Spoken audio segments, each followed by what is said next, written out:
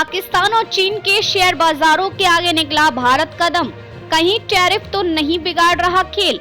GST दरों में सुधार को लेकर सरकार के लिए किए गए फैसलों के बाद बुधवार को भारतीय शेयर बाजार में शुरुआती कारोबार में भले ही तेजी देखने को मिली, लेकिन हकीकत यह है कि पिछले साल दूसरे कई बाजारों के मुकाबले भारतीय शेयर बाजार का प्रदर्शन काफी खराब रहा है।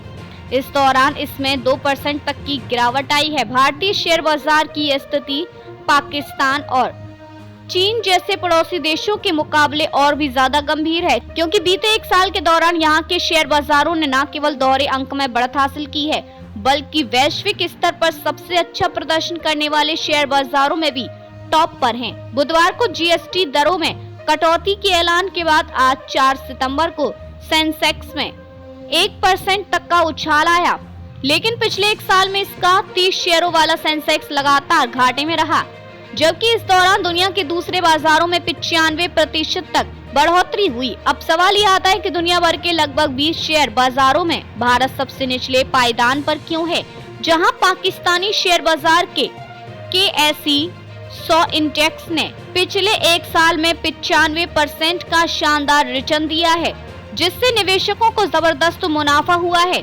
ब्लूमबर्ग की डेटा के मुताबिक KSE 100 इंडेक्स 94.44% ऊपर है। इस बीच चीन का शंघाई इंडेक्स भी पिछले एक साल में 35% तक उछला है। कनाडा का TSX कंपोजिट 25% तक चढ़ा है।